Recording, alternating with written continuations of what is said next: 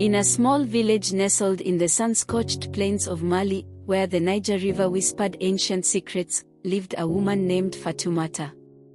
Unlike the other mothers in the village, who bathed their newborns in the river's sacred waters as tradition demanded, Fatoumata refused to bathe her daughter, Aissata, from the day she was born.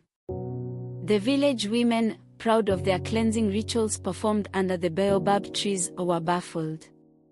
Fatoumata kept Aissata hidden in her mud brick hut, away from the river, away from the eyes of the village. At first, the villagers whispered among themselves. Some called Fatoumata neglectful, others whispered of curses or madness. Her child must stink like the goats, they sneered, their laughter sharp as thorns. But Fatoumata remained unmoved, her face calm as the desert night. She anointed Aissata with fragrant shea butter and burned myrrh in her hut, but never once did she touch her daughter with water.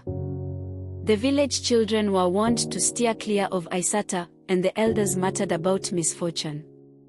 Yet, when Aissata cried at night, Fatoumata held her close and whispered, "My child, be patient. One day, they will see." As years passed, the whispers turned to accusations. A neighbor, Kediatu, spread tales that she'd seen Aissata glowing faintly in the moonlight, her unwashed skin shimmering unnaturally. "She's a spirit child," Kediatu declared, claiming she'd seen Fatoumata toss bones into the night, offerings to dark forces. The village, already uneasy, branded Fatoumata a sorceress. They demanded she explain why she defied the sacred bathing ritual, but Fatoumata offered no defense, only silence. The elders, fearing Aissata's unbathed presence would anger the river spirits, banished Fatoumata and her daughter to the fringes of the village, near the edge of the thorny acacia forest. Kediatu, who coveted Fatoumata's fertile plot of land, led the charge, her eyes gleaming with triumph as the villagers jeered. Fatoumata gathered her belongings, tied Aissata to her back, then walked into exile, her heart heavy but her resolve unbroken. "This is not the end," she murmured to Aissata, whose small hands clung to her mother's wrapper. In the acacia forest, Fatoumata built a humble shelter of mud and straw. She raised Aissata alone, away from the village's scorn.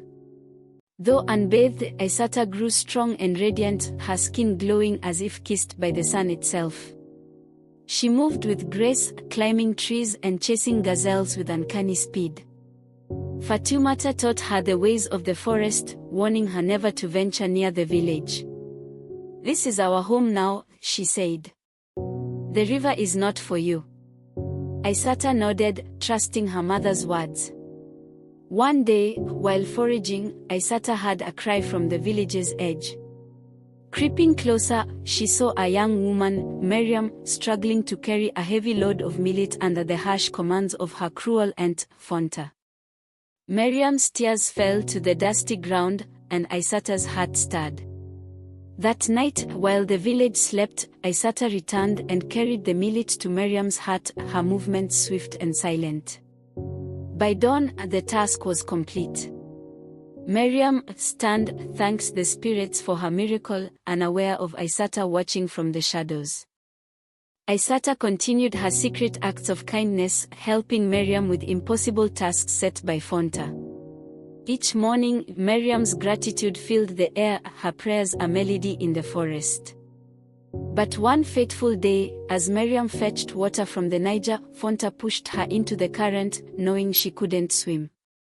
Aissata, hearing Miriam's desperate cries, sprinted to the river and dove in without hesitation. The moment Aissata's body touched the water, the riverbed cracked, and the waters vanished, leaving only dry, parched earth. The surrounding grasses withered, and the air grew heavy. Aissata, terrified, pulled Miriam to safety and fled back to the forest. When Fatoumata saw her daughter, soaked and trembling, she knew the prophecy had begun to unfold. "You were never to touch the river," she said, her voice steady but grave. "You carry a power the spirits fear.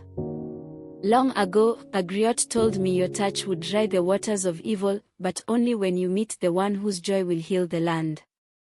The villagers, seeing the dried river, panicked. Some wailed that the gods were angry, others blamed Miriam, who they found wet and alive by the riverbank. Fonta, fearing exposure, accused Miriam of witchcraft, claiming she'd cursed the river. The villagers, fueled by fear, seized Miriam and prepared to punish her. As they raised sticks and stones, the skies darkened, and a fierce wind encircled Miriam, shielding her from harm. The village griot, an old man with eyes like burning coals, stepped forward. "Fools," he thundered. "You attack the innocent and invite ruin. This girl's joy is your salvation. Harm her, and your land will perish." The villagers dropped their weapons, trembling. They begged Miriam's forgiveness, offering gifts and praises, but her heart remained heavy with years of pain. "You call me savior now," she said, "but you mocked me when I suffered." Fonta, consumed by jealousy, plotted to kill Miriam. One night, she crept toward Miriam's hut with a dagger, but a sudden gust knocked her to the ground, leaving her paralyzed and blind. The village, now terrified, turned on Fonta, realizing her lies had fueled their cruelty. As Miriam stood bewildered, Aissata emerged from the forest, her presence commanding. "I am Fatumata's daughter," she declared, "the one you called cursed." The griot revealed the prophecy. Aissata's unbathed body held a power to purge the river's malevolent spirits, but only Miriam's joy could restore the land. When Miriam, realizing Aissata had saved her life, smiled with genuine gratitude, the skies cleared, and the river flowed once more. Fatumata stepped forward, explaining the griot's warning, bathing Aissata would have allowed the river's spirits to claim her life. Her refusal was not defiance but protection. The village chief, humbled, declared Fatumata and Aissata part of the royal lineage, as tradition demanded restitution for the wrongly banished. Fonta and her lies were exposed, and she was exiled with her daughter, who had inherited her mother's deceit.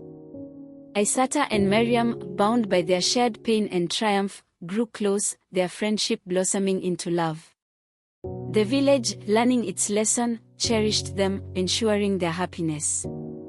As Aissata and Miriam thrived, the crops flourished, the river sang, and the village prospered, forever reminded that love and mercy could heal even the deepest wounds.